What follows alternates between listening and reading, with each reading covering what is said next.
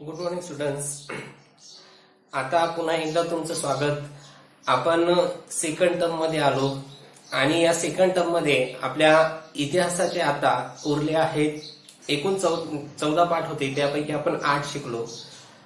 मग 8 शिकल्यानंतर आता उरले 6 पाठ. या 6 पाठांचा अभ्यास आपल्याला या टर्म मध्ये करायचा आहे. आता या सत्रामध्ये इतिहासाचे 9 पाठापासून तर 14 पाठापर्यंतचा अभ्यासक्रम येईल. भूगोलाचा 5 पर्यंत झाला होता, म्हणजे 6 ते 10 पाठापर्यंत, आणि नागरिकशास्त्राचे परत 3 पाठ. अशा प्रकारे आपली त्या ठिकाणी डिवायडेशन केलेलं दिसून येतं. आता हे जे प्रथम आता ही जी घटक चाचणी येईल, चौथी घटक चाचणी, या चौथ्या घटक चाचणीमध्ये 9वा पाठ आणि 10वा पाठ आहे. पण त्या अगोदर आपली मंडे टेस्टची परीक्षा असते. ती मंडे टेस्ट मध्ये हा 9वा पाठ आपल्याला येणार आहे. त्या 9व्या पाठाचा आपण आपल्याला अभ्यास करायचा आहे. आपल्या 9व्या पाठाचं नाव आहे स्वातंत्र्य लढ्याचे अंतिम पर्व. म्हणजे बघा की ब्रिटिशांनी आपल्यावर राज्य केलं. त्या ब्रिटिशांच्या राज्य करताना आपल्याला खूप अडचणी आल्या, आपल्यावर खूप अन्याय अत्याचार झाला. त्याच्यानंतर मग 1857चा उठाव पाहिला. नंतर मवाळ लोकांनी काही उठाव केले, चळवळी केल्या. जहाल लोकांनी काही चळवळी केल्या. एवढंच नाही तर महात्मा गांधींच्या आपण चळवळी पाहिल्या, जसं की असहकार चळवळ पाहिली, सविनय कायदेभंगाची चळवळ पाहिली, वगैरे वगैरे. परंतु भारताला स्वातंत्र्य मिळवून देणारी जी सगळ्यात मोठी चळवळ होती, ती चळवळ आपल्याला या पाठामध्ये अभ्यासायची आहे. ती म्हणजेच 1942चा चले जाव चळवळ, ज्याला छोडो भारत चळवळ असे म्हणतात.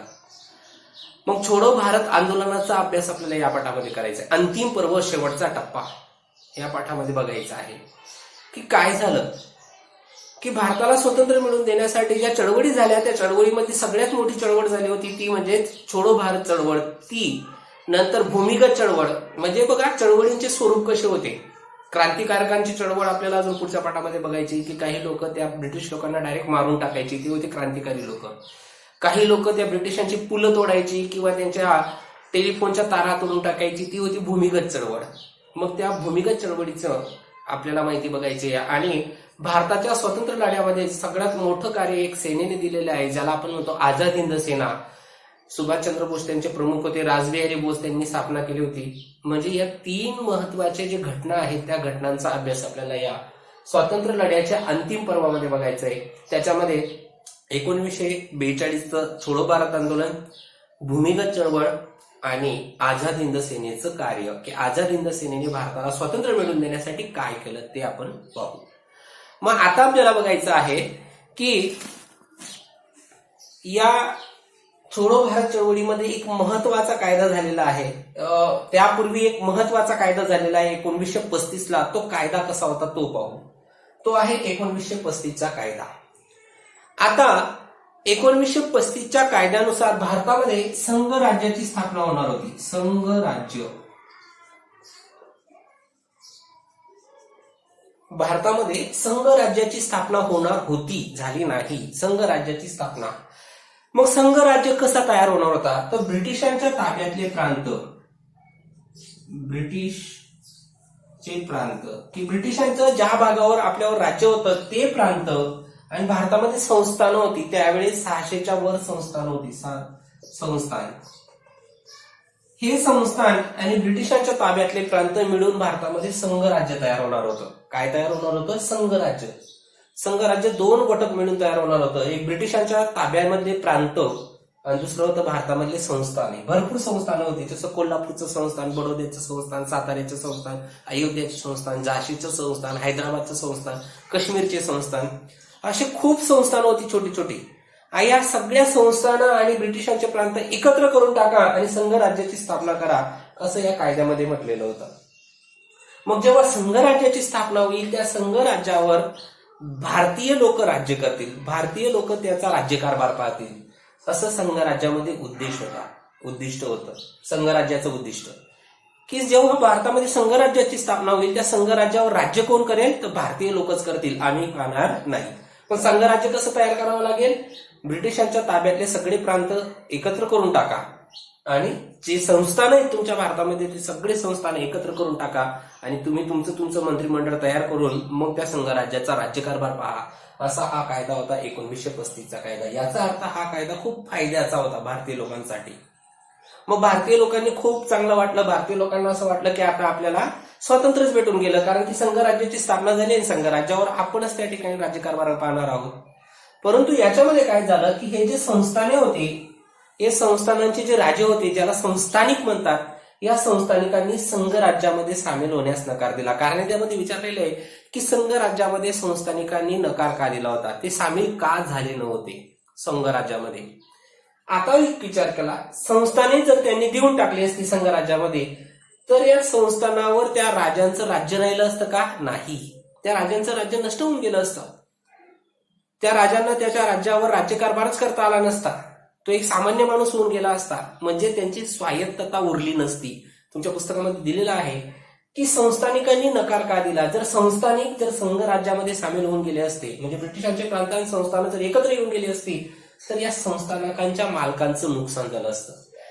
ते जे राजे होते किंवा त्यांना जो कर मिळत होता, जे त्याच्यापासून खूप पैसे मिळवायचे, ते सगळा पैसा हा बंद होऊन गेला असता संस्थानिकांचा.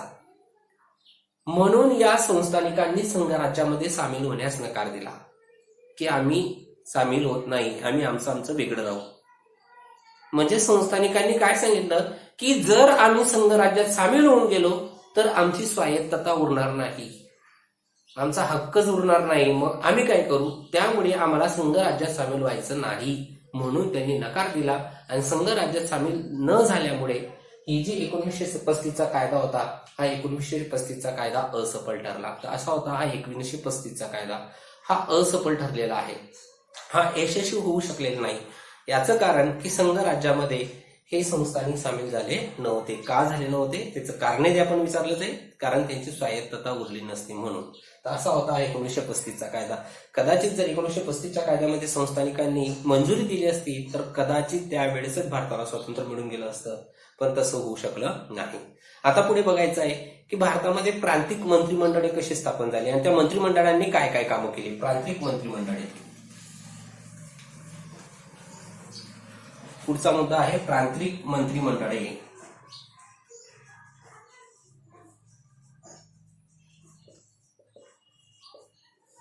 आता प्रांतिक मंत्रिमंडळांची स्थापना कशी झाली, कोणी केली, का केली, ती बघू आपण. 1935चा कायदा होता. 1935च्या कायद्यानुसार भारतामध्ये संघराज्याची स्थापना होणार होती, पण झाली नाही. कुणामुळे झाली नाही?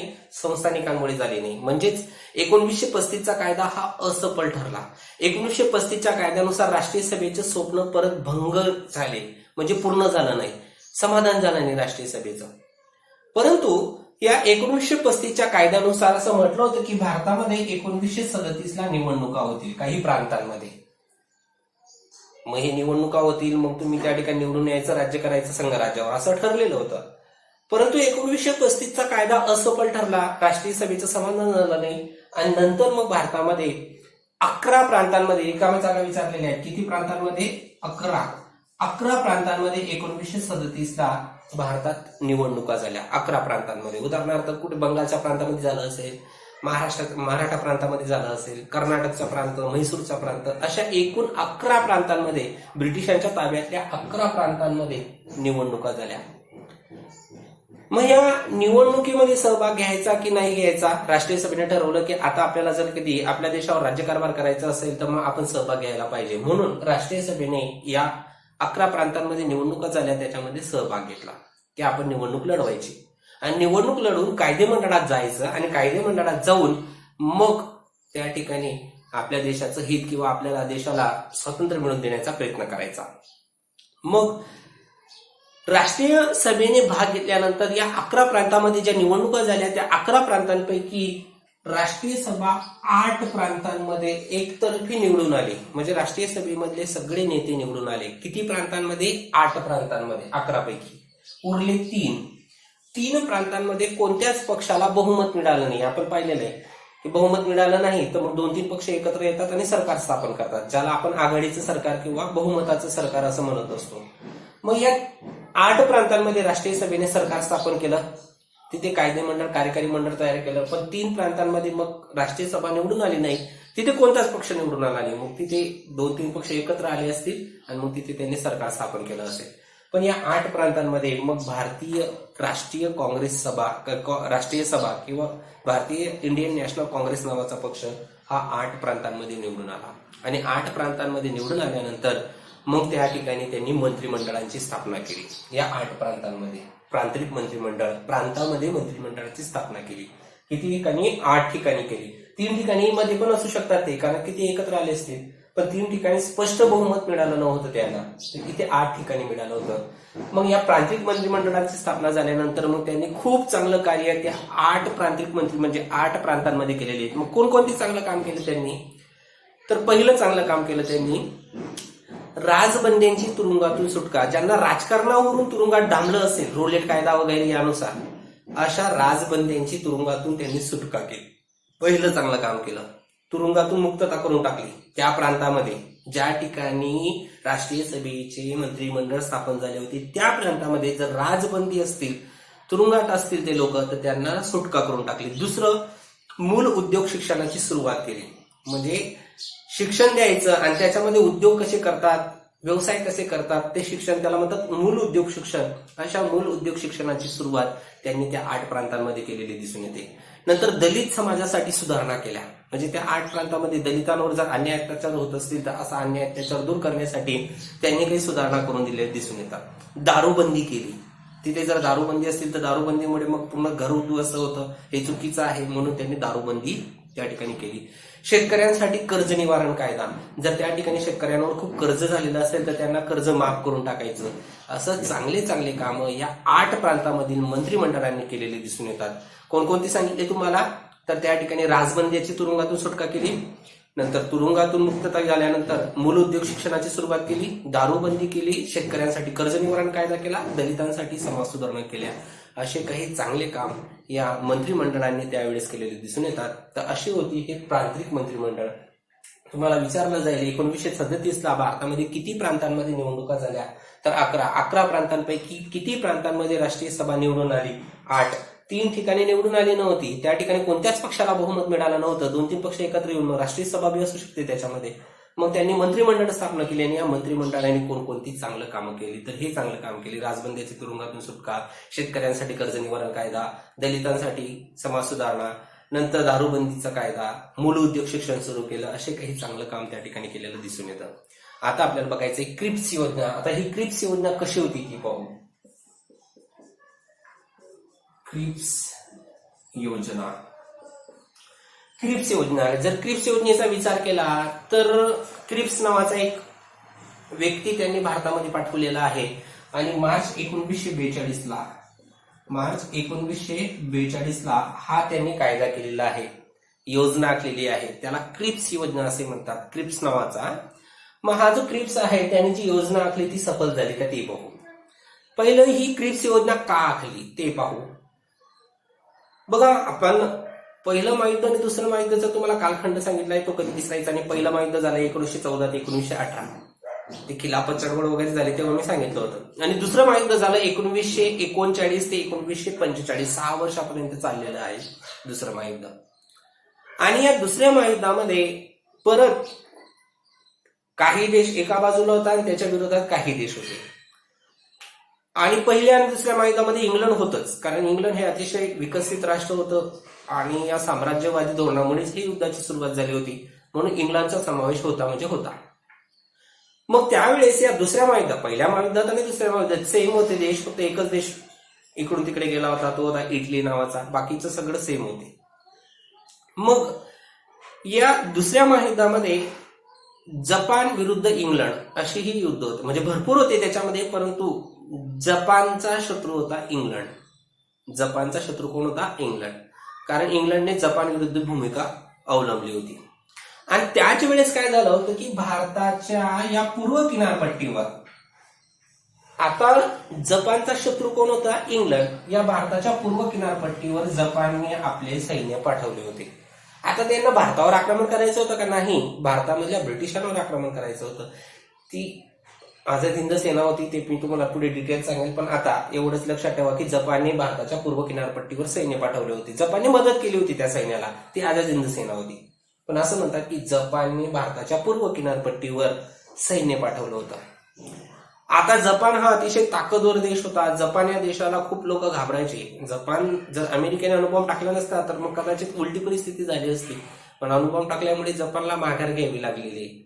जपान हा अतिशय ताकदवर देश होता. मग या जपान देशाला येऊन लोक घाबरले की भारताच्या पूर्व किनारपट्टीवर येऊन गेलेले आहेत, याचा अर्थ आता हे भारत आपल्यामधून जिंकून टाकतील, मग आपल्याला भारतामधून जावं लागेल असं त्यांना वाटलं. मग त्यांना मदत पाहिजे होती भारतीय लोकांची, कारण जपानने भारताच्या पूर्व किनारपट्टीवर त्यांचं सैन्य पाठवलं होतं. मग जर कधी आपण भारतीय लोकांची मदत घेतली तर आपण यांना त्या ठिकाणी पाठवू शकतो, यांना हरवू शकतो जपानच्या सैन्याला. म्हणून त्यांनी एक प्लॅन केला की आपण भारतीय लोकांची मदत घ्यायची. भारतीय लोकांनी जर आपल्याला मदत केली तर मग आपण जपानच्या सैन्याचा पराभव करू शकतो असं त्यांना वाटलं. म्हणून त्यांनी भारतामध्ये एक स्टॅफर्ड क्रिप्स नावाचा व्यक्ती पाठवला. त्याचं नाव होतं स्टॅफर्ड. हा स्टॅफर्ड क्रिप्स भारतामध्ये आला आणि स्टॅफर्ड क्रिप्सने भारतामध्ये एक योजना आखली. त्या योजनेला क्रिप्स योजना असे म्हणतात. ही क्रिप्स योजना मार्च 1942 ला तयार झालेली आहे. मार्च 1942 क्रिप्स योजना. तुम्हाला सांगितलंय बघा, परत सांगतो की ही क्रिप्स योजना कोणत्या देशाला घाबरून तयार झालेली आहे? जपान देशाला. जपानने भारताच्या पूर्व किनारपट्टीवर सैन्य पाठवलं होतं म्हणून ही क्रिप्स योजना त्या ठिकाणी तयार झाली. मग या क्रिप्स योजना भारतीय लोकांना आवडली का? तर नाही, अजिबात आवडली नाही. क्रिप्स योजना भारतीय लोकांना का आवडली नाही? कारण भारतीय राजकीय पक्षांचं समाधानच झालं नाही. कारण त्याच्यामध्ये आता भारतीय लोकांनी मागणी काय केली होती? आम्हाला पूर्ण स्वातंत्र्य द्या, आम्हाला पूर्ण स्वातंत्र्याची मागणी केली होती, आम्हाला पूर्ण स्वातंत्र्य द्या अशी मागणी केली होती भारतीय राष्ट्रीय सभेने किंवा काही लोकांनी. परंतु या क्रिप्स योजनेमध्ये भारताला पूर्ण स्वातंत्र्य मिळेल असा उल्लेखच नव्हता, म्हणून राष्ट्रीय सभा नाराज झाली. भारताला पूर्ण स्वातंत्र्य मिळेल असा उल्लेखच नव्हता क्रिप्स योजनेमध्ये, म्हणून हे नाराज झाले राष्ट्रीय सभा. आणि मुस्लिम लोक का नाराज झाले? मुस्लिम लीग नावाचा पक्ष आपल्याला माहिती आहे. या मुस्लिम लीगची मागणी होती की पाकिस्तानची निर्मिती करा, भारतापासून एक वेगळा देश तयार केला, पाकिस्तानची निर्मिती करा. परंतु क्रिप्स योजनेमध्ये पाकिस्तान निर्मितीचा पण उल्लेख नव्हता. म्हणजे पूर्ण स्वातंत्र्याचा उल्लेख नव्हता म्हणून राष्ट्रीय सभा नाराज झाली, आणि पाकिस्तान निर्मितीचा उल्लेख नव्हता म्हणून मुस्लिम लीग नाराज झाली. आणि हे दोघं नाराज झाल्यामुळेच मग ही क्रिप्स योजना त्या ठिकाणी असफल ठरली. अशी होती ही क्रिप्स योजना, जी असफल ठरलेली आहे तिला म्हणतात क्रिप्स योजना. आता पुढचं आहे दुसरं महायुद्ध आणि राष्ट्रीय सभा. म्हणजे दुसरं महायुद्धामध्ये राष्ट्रीय सभेने कोणती भूमिका घेतली, काय सांगितलं ते बघायचंय. दुसरं महायुद्ध आणि राष्ट्रीय सभा. पुढचा मुद्दा, दुसरे महायुद्ध व राष्ट्रीय सभा.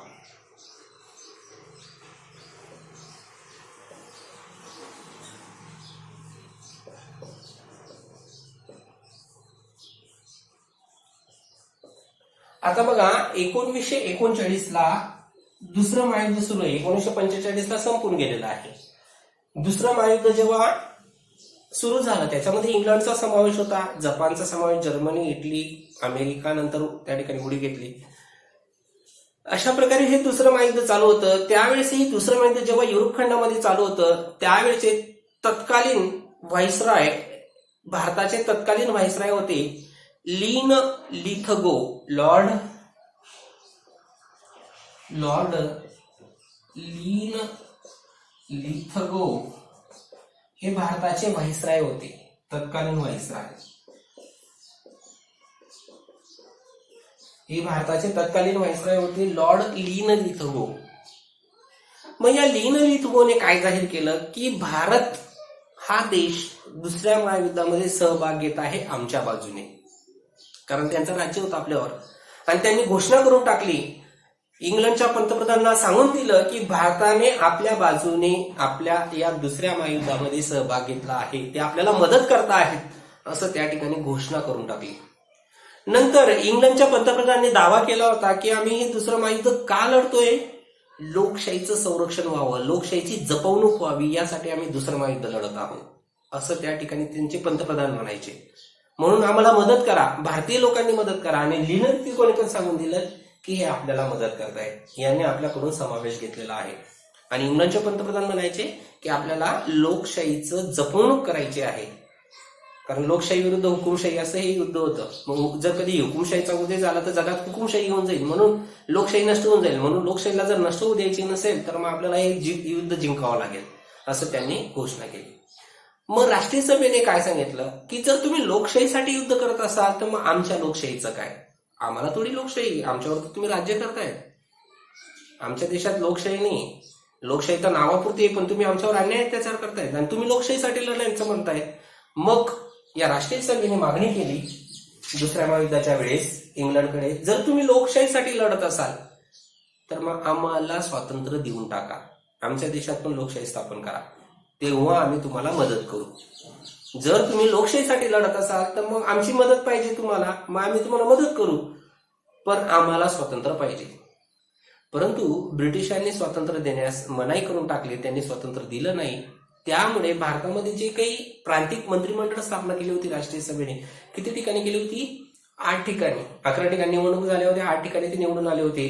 त्या प्रांतिक मंत्रिमंडळाने राजीनामे देऊन टाकले. तुम्हाला विचारले प्रांतिक मंत्रिमंडळाने राजीनामे का दिले? कारण राष्ट्रीय सभेने मागणी केली होती दुसऱ्या महायुद्धामध्ये, जर तुम्ही लोकशाहीसाठी लढत असाल तर आम्हाला लोकशाही द्या, आम्हाला स्वातंत्र्य देऊन टाका. पण इंग्लंडने ती मागणी मान्य केली नव्हती. या कारणामुळेच या राष्ट्रीय सभेच्या प्रांतिक मंत्रिमंडळाने राजीनामे देऊन टाकले. आता आपल्याला बघायचं आहे छोडो भारत आंदोलन. हे छोडो भारत आंदोलन कसं झालं ते बघू. तर अशा प्रकारे 1935चा कायदा होता, प्रांतिक मंत्रिमंडळांची स्थापना झाली होती, क्रिप्स योजना अंमलात आली होती. दुसरं महायुद्धामध्ये राष्ट्रीय सभेने मागणी केली होती की आम्हाला पूर्ण स्वातंत्र्य देऊन टाका, पण इंग्रजांनी दिलं नाही, त्यामुळे त्यांना राजीनामा द्यावा लागला. आता आपल्याला छोडो भारत आंदोलन बघायचं आहे. छोडो भारत चळवळ. छोडो भारत चळवळ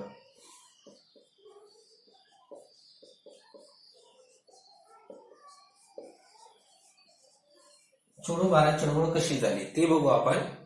तर 14 जुलै 1942 ला वर्धा या ठिकाणी, वर्धा 14 जुलै 1942 ला. आता क्रिप्स योजना असफल झाली होती. नंतर लिनल कोणी जाहीर केलं होतं की भारताने दुसऱ्या महायुद्धात आमच्याकडून सहभाग घेतलेला आहे, पण राष्ट्रीय सभेच्या प्रांतिक मंत्रिमंडळाने राजीनामे देऊन टाकले. क्रिप्स योजना चांगली नव्हती, यामुळे भारतीय लोकांना राग आला आणि भारतीय लोकांनी मग प्रखर स्वातंत्र्य चळवळ त्या ठिकाणी करायचं ठरवलं की आपण खूप मोठी चळवळ करायची. जसे की सविनय कायदेभंगाची चळवळ झालेली आहे, जसे की असहकार चळवळ झालेली आहे, वंगभंग चळवळ झालेली आहे, तसे अजून एक मोठी प्रखर चळवळ करायला पाहिजे असं भारतीय लोकांना वाटू लागले. म्हणून 14 जुलै 1942 ला राष्ट्रीय सभेची जी कार्यकारिणी मंडळ होतं, म्हणजे जे प्रमुख लोक होते, हे प्रमुख लोक वर्धा या ठिकाणी एकत्र आले. आणि वर्धा या ठिकाणी एकत्र आल्यानंतर त्यांनी इंग्रजांची सत्ता ताबडतोब नष्ट करण्यासाठी एक ठराव त्या ठिकाणी संमत केला. तो ठराव होता छोडो भारत ठराव. फक्त संमत केला, त्या ठिकाणी तयार केला की आता आपल्याला भविष्यात ही चळवळ करायची आहे आणि त्या चळवळीचं नाव राहील छोडो भारत चळवळ. मग छोडो भारत कोणी सोडायचं? भारत ब्रिटिशांनी सोडायचं, असा त्याने ठराव त्या ठिकाणी संमत केला. कुठे? वर्धा या ठिकाणी 14 जुलै 1942 ला. आणि त्यांना सांगितलं जर कधी तुम्ही आम्हाला तात्काळ स्वातंत्र्य दिलं नाही, ज्या प्रकारे आम्ही असहकार चळवळ केली होती, ज्या प्रकारे आम्ही सविनय कायदेभंगाची चळवळ केली होती, अगदी त्याच प्रकारे आम्ही खूप मोठी चळवळ करू, त्या चळवळीचं नाव असेल छोडो भारत चळवळ, असं त्यांनी त्या ठिकाणी इशारा देऊन टाकला. हा इशारा कोणाला दिला? तर हा इशारा दिला त्यांनी ब्रिटिशांना. असा हा ठराव त्या ठिकाणी तयार झाला होता वर्धाला 14 जुलै 1942 ला. मग हा ठराव मान्य झाला आणि भारतामध्ये असहकार चळवळीला सुरुवात झाली. मग हा ठराव कुठे तयार झाला, कुठे मान्य झाला ते बघू. फक्त तयार झाला होता वर्ध्याला, पण संमत झाला होता वर्ध्याला, पण तो भारतामध्ये लागू केव्हा झाला ते बघू. छोडो भारत ठराव पुढचा मुद्दा आहे. छोडो भारत ठराव. आता छोडो भारत ठराव हा कुठे त्या ठिकाणी संमत झाला?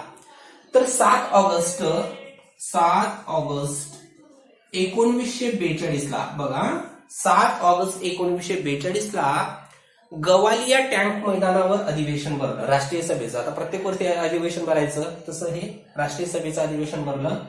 गवालिया टँक मैदान. गवालिया टँक मैदान ज्याला आपण म्हणतो क्रांती मैदान, त्याला दुसरं नाव आहे क्रांती मैदान. या क्रांती मैदानावर अधिवेशन भरलं राष्ट्रीय सभेचं. आणि या क्रांती मैदानावर जे अधिवेशन भरलं त्या अधिवेशनाचे अध्यक्ष होते मौलाना अबुल कलाम आझाद. अध्यक्ष कोण होते? अध्यक्ष मौलाना अबुल कलाम आझाद. मौलाना अबुल कलाम आझाद हे त्या गवालिया टँक मैदानावर जे अधिवेशन झालं त्या अधिवेशनाचे अध्यक्ष होते. ते अधिवेशन झालं होतं 7 ऑगस्ट 1942 ला. मग मौलाना अबुल कलाम आझाद हे अध्यक्षतेखाली असताना ब्रिटिशांनी पूर्ण भारत सोडून जावा आणि ब्रिटिशांनी भारताला स्वातंत्र्य द्यावं यासाठी जो ठराव संमत झाला होता वर्ध्याला, त्या ठरावाचं नाव होतं छोडो भारत ठराव. हा छोडो भारत ठराव 8 ऑगस्ट 1942 ला बहुमताने संमत झाला. हा ठराव परत मांडला पंडित जवाहरलाल नेहरूंनी आणि पंडित जवाहरलाल नेहरूंनी हा जो ठराव मांडला या ठरावाला सगळ्या लोकांनी मतदान दिलं त्या राष्ट्रीय सभेच्या आणि हा खूप मोठ्या मताने संमत झाला. मग छोडो भारत ठराव हा संमत झाल्यानंतर मग त्याचं नेतृत्व कोणाकडे द्यायचं? तर नेतृत्व परत एकदा महात्मा गांधीकडे सोपवलं. हे बघा, महात्मा गांधींनी 3 खूप मोठ्या चळवळीचं नेतृत्व केलंय, जसं असहकार चळवळ, सविनय कायदेभंगाची चळवळ आणि छोडो भारत चळवळ. यांचं नेतृत्व एकट्या महात्मा गांधी यांनी केलेलं आहे. मग महात्मा गांधींनी परत सांगितलं की ही चळवळ अहिंसक मार्गाने होईल, हिंसा करायची नाही. जसं की मागच्या चळवळी झाल्या अहिंसक मार्गाने, त्यामध्ये असहकार चळवळीला हिंसक वळण प्राप्त झालं होतं. तिथे 22 पोलीस पोलीस स्टेशन झालं होतं, चौरी चौऱ्याण्णव ते रद्द करून टाकलं होतं. परत त्यांनी सांगितलं की आपण असहकार चळवळ करायची. म्हणजे अधिवेशन भरलं 7 ऑगस्टला, ठराव संमत झाला 8 ऑगस्टला आणि अध्यक्षपद होते मौलाना अबुल कलाम आझाद. आणि त्या छोडो भारत ठरावाचं नेतृत्व कोणाकडे सोपवलं? मग त्यांनी महात्मा गांधीकडे. आणि मग महात्मा गांधींनी म्हटलं, पूर्ण भारतीयांना उद्देशून म्हटलं की आपण या क्षणापासून प्रत्येक स्त्री पुरुषांनी स्वतःला स्वतंत्र समजायचं. म्हणजे आपण स्वतंत्र झालो असं प्रत्येक स्त्री पुरुषांनी वागायचं, स्वतंत्र समजायचं. स्वतंत्र आहोत तसं त्या ठिकाणी वागणूक करायची, वागायचं. स्वतंत्र भारताचे नागरिक आहोत असं त्या ठिकाणी वागले पाहिजे, असं त्या ठिकाणी त्यांनी उद्देश दिला. आणि त्यांनी एक संदेश दिला आहे भारतीय लोकांना की एकतर भारताला आपण स्वतंत्र तरी करू किंवा स्वतंत्र करता करता भगीरथ प्रयत्नाने मरून तरी जाऊ. आणि त्यांनी एक आव्हान केलं, ते आव्हान होतं करेंगे या मरेंगे. हे शब्द विसरायचे नाही. कोणत्या नेत्याने कोणतं आव्हान केलं? जसं लोकमान्य टिळकांनी सांगितलं होतं की स्वराज्य हा माझा जन्मसिद्ध हक्क आहे, तो मी मिळवणार. लोकमान्य टिळकांना जसं वाक्य आहे तसं हे महात्मा गांधींचं वाक्य आहे की भारताला एक तर स्वतंत्र करू किंवा स्वतंत्र करता करता भगीरथ प्रयत्न करून मरून तरी जाऊ. म्हणजे आपण प्रयत्न करायचे, जरी आपल्याला गोळीबार झाला, लाठीमार झाला, हटायचं नाही, एक तर मरून तरी जायचं. करेंगे या मरेंगे असं भारताला स्वतंत्र देण्याच्या भावनेने बलिदानास सिद्ध होण्यास स्फूर्तिदायक आव्हान केलेलं आहे. पुढे अजून भरपूर, जसं की नेताजी सुभाषचंद्र बोस यांचं एक वाक्य येईल, ते म्हणजे तुम मुझे खून दो मैं तुम्हें आजादी दूंगा.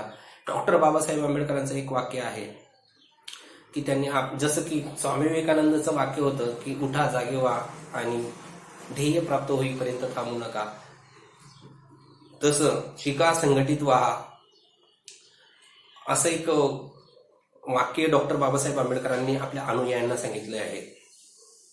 तर अशा प्रकारे महात्मा गांधींनी या छोडो भारत चळवळीमध्ये एक आव्हान केलेलं आहे. ते आव्हान होतं करेंगे या मरेंगे. तर अशा प्रकारे आपण या पाठामध्ये या तासिकेमध्ये 1935चा कायदा कसा झाला, प्रांतिक मंत्रिमंडळाची स्थापना कशी झाली, दुसरं महायुद्धाच्या वेळेस राष्ट्रीय सभाने काय मागणी केली, ट्रिप्स योजना आखली पण ती संमत झाली का किंवा ती असफल का ठरली, कारण त्याच्यामध्ये राष्ट्रीय सभेने पण त्याला विरोध केला, पूर्ण स्वातंत्र्याची मागणीचा उल्लेख नव्हता. मुस्लिम लीगने पण विरोध केला, कारण त्याच्यामध्ये स्वतंत्र पाकिस्तान निर्मिती होईल असं पण उल्लेख नव्हता. छोडो भारत ठराव सुद्धा पहिले ठराव संमत झाला वर्धा या ठिकाणी 14 जुलै 1942 आणि तो ठराव पास झाला 7 ऑगस्टला जेव्हा अधिवेशन भरलं होतं गवालिया टँक मैदानावर. गवालिया टँक मैदान म्हणजे कोणतं मैदान? क्रांती मैदान म्हणतो. त्या क्रांती मैदानाचे त्यावेळेसचे अध्यक्ष होते, क्रांती मैदानाचे नाही तर राष्ट्रीय सभेचे अध्यक्ष होते मौलाना अबुल कलाम आझाद यांच्या अध्यक्षतेखाली हा ठराव संमत झाला 8 ऑगस्टला. हा ठराव त्यावेळेस मांडला होता पंडित जवाहरलाल नेहरूंनी आणि प्रचंड बहुमताने हा संमत झाला होता. प्रत्येक लोकांनी त्याला मत दिलं होतं की हा ठराव संमत व्हायला पाहिजे म्हणजे पाहिजे. नंतर मग याचं नेतृत्व सोपवलं होतं त्यांनी महात्मा गांधीकडे आणि महात्मा गांधींनी मग सांगितलं होतं की हा चळवळ करायची पण अहिंसेच्या मार्गाने करायची, हिंसा करायची नाही. त्याच्यामध्ये सांगितलं होतं की या क्षणापासून, आताच्या क्षणापासून प्रत्येक भारतीय स्त्री पुरुषाने स्वतःला स्वतंत्र समजायचे, म्हणजे आपण स्वतंत्र भारताचे नागरिक आहोत असं वागलं पाहिजे.